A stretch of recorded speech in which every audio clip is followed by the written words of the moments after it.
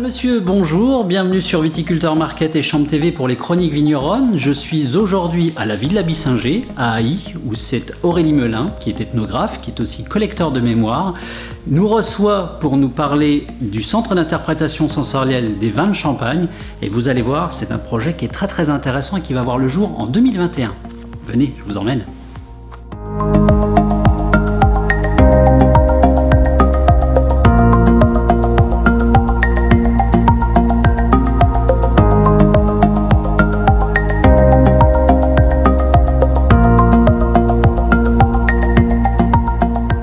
Aurélie, bonjour, je suis ravi de t'accueillir en tout cas sur Champ TV et Viticulteur Market.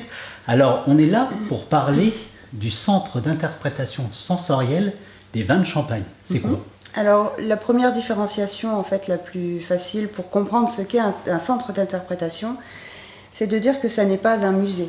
C'est-à-dire que nous n'avons pas de collection à présenter qui seront sous vitrine, des objets à découvrir qui raconteraient l'histoire du champagne.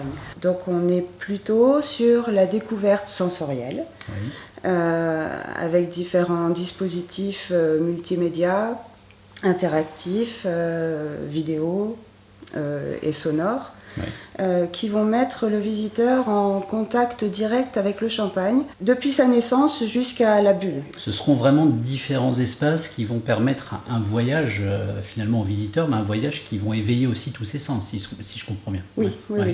Et les espaces se décomposent de quelle manière alors? Alors on a 3 espaces importants, donc déjà la vie sous terre, depuis la géologie, le sous-sol, jusqu'au système racinaire et le développement de la plante. Le travail de l'homme qui intervient avec le travail dans les vignes, les vendanges, le pressurage bien entendu, et puis le travail d'assemblage où là on commence à parler du vin proprement dit, et à comprendre ce qu'est l'élaboration des vins de Champagne. Et puis le 3e espace, c'est l'espace où on commence à toucher l'effervescence et la dégustation.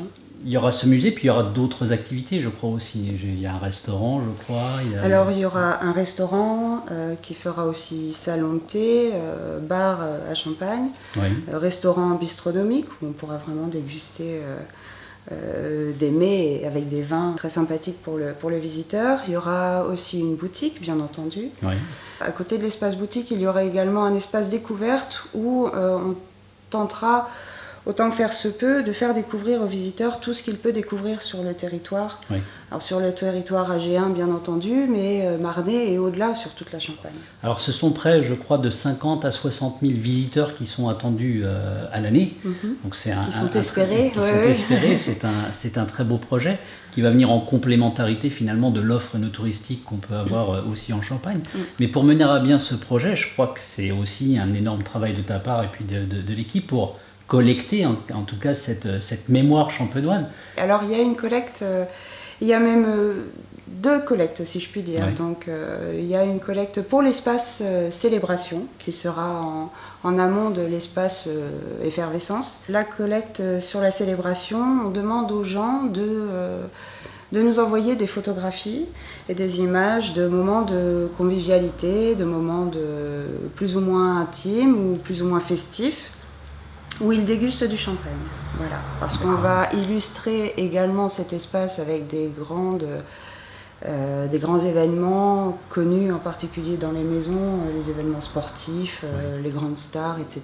Donc là, que l'on voit avec les maisons. Mais on va demander aussi aux familles de nous envoyer leurs souvenirs en photo. Qu'est-ce qu'on peut faire pour t'aider dans cette collecte, si tu veux lancer un appel? Alors oui, je parlais effectivement de la collecte pour l'espace dit célébration, mais on a aussi une grande part de recherche d'archives, en particulier pour la partie scénographique qui présentera le pressurage.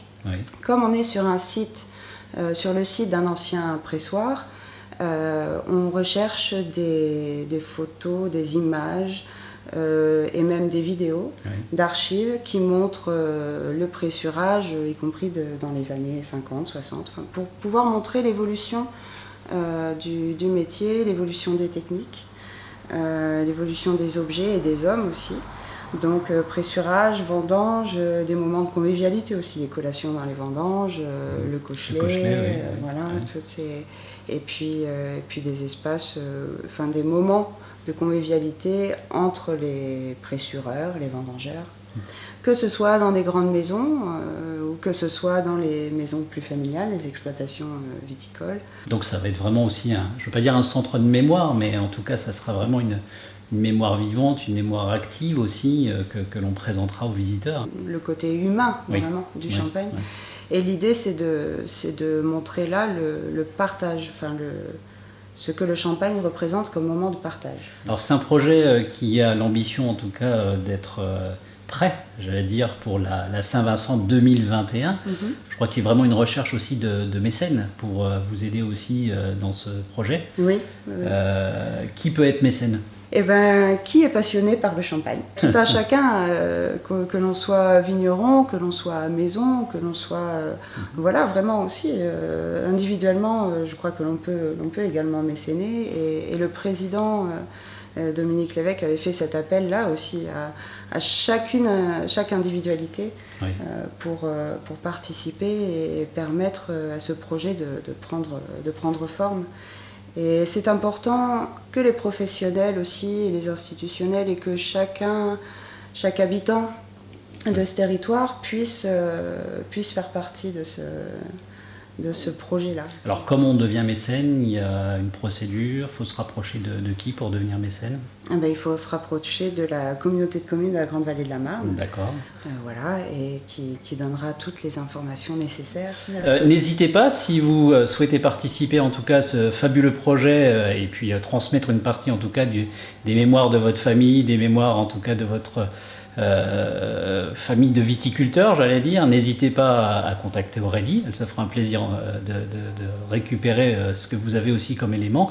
Alors elle ne les gardera pas, on vous rassure tout de suite, elle va les digitaliser pour les présenter ensuite, mais n'hésitez pas, rapprochez-vous d'Aurélie.